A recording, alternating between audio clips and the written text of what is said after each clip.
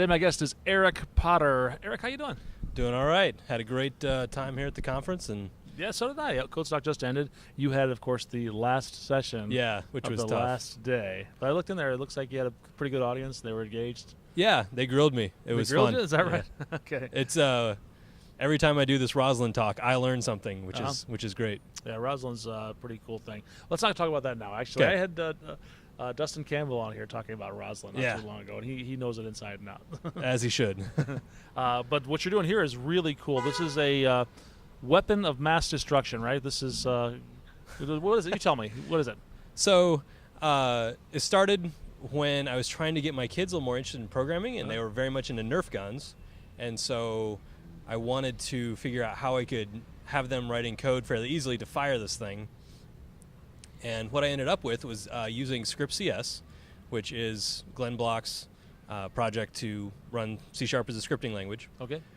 And I found a script pack called ScriptCS Arduino. And what that allows you to do... Well, define a script pack. So ScriptCS has this idea of modules that you can pull in externally. So Okay. part of that is that you can really easily install NuGet packages. You just say scriptcs-install and then Okay. the NuGet package name. All right. Now, some of the NuGet packages implement a special interface, and that makes them a script pack, and that just makes it easier to access right from your ScriptCS file, from your CSX file. Okay. And so this particular script pack is called ScriptCS Arduino, and it's developed by a guy named Luis Ruge from Brazil, who I've interacted with. Great guy.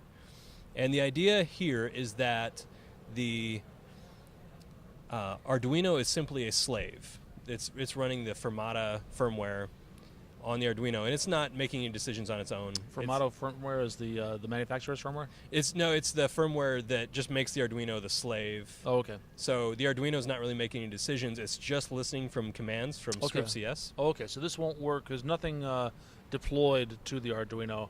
You're going to control it remotely from this PC. Yeah, the only thing that's deployed is that Fermata code Okay. that just basically just responds to commands. It doesn't make... Okay. Got it. The Fermata is what makes it the slave or the drone. All right. And the ScriptCS makes all the decisions and sends commands to it over the USB connection. All right. So this is an instance. I did get this question in my talk about ScriptCS Arduino. If you want to have C# code running on the controller, Mhm. then you want to get one of the NetDuinos, Okay. and then you can run C# deployed on the microcontroller, and it runs completely autonomously. It does Okay. not need to be And tethered. you write that with a micro framework, and Yeah. it would be full-on C#. Well, it'd be full-on micro framework C#, I guess. Exactly. I guess the language would be the same, but the framework would be smaller. Yeah. I think I've got that right. And the NetDuino is a fantastic platform. Okay. All right.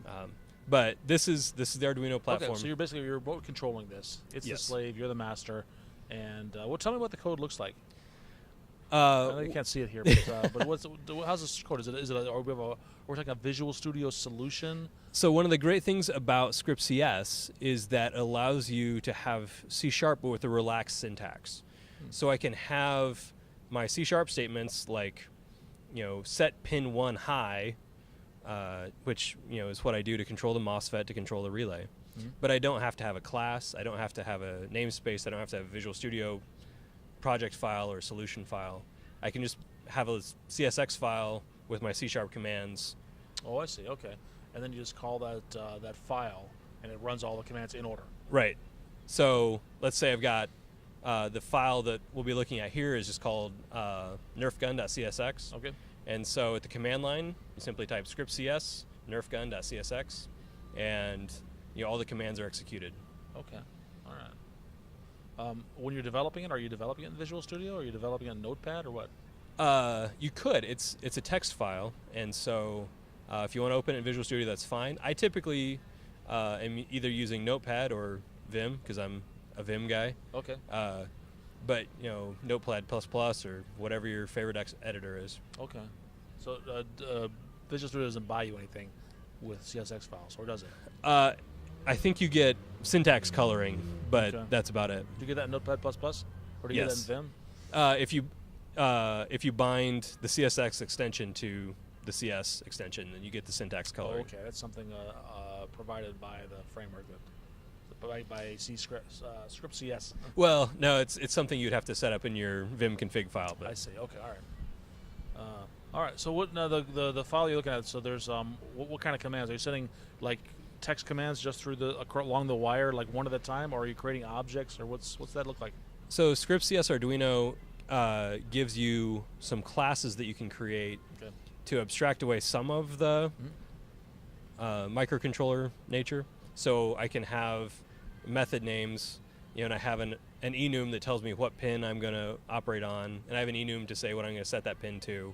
What do you mean when you say what pin you're going to operate on? So with Arduinos and with NetDuinos and the other microcontrollers, your primary I/O is through the different pins, right? So the microcontroller has the different electrical connections coming off the side, and we call those pins. It's probably easier if we show this because we have a breadboard here. Here, actually, next to it. I have one that's untethered. Okay. So right on here, we've got some pins in the back, right? Right. So it's actually right along the edge. You can see there are 17 pins along the top and about 10 pins along the bottom. And you just plug the wires right into these black electrical connectors. Okay. And that's what we refer to as a pin. All right. So this chip right here is the microcontroller, and the microcontroller is just through the breadboard connected to all these pins.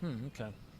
All right, so you got some inputs coming in from your PC to these pins. Well, and actually, then you're telling it to fire some outputs. Is that right? The input from the PC is coming into the USB connector. Oh, I see. All right. So you have a USB connector. So you got outputs. The wires are connected here right. are going out, in this case, to this weapon. Right. And so, yeah, you can see the orange wires. One of the orange wires connects to the line that controls the solenoid that pulls the trigger. Okay. And the other orange wire connects to the motor that spins the whole apparatus. Oh, all right. And the black line is just the ground. All right. So all you're doing is you're firing pins, and then the logic to actually say pin 1, whatever, is going to fire actually the gun. So or to rotate it to be pin 5 or whatever it is. Yeah. So in this example, those numbers.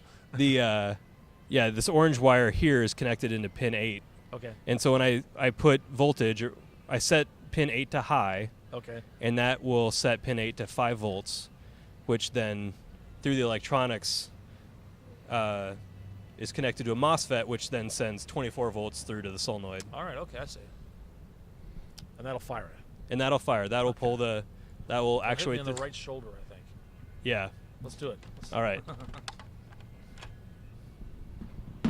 I'll duck out of the way a little bit. So all you're doing is just running that CSX file. Right.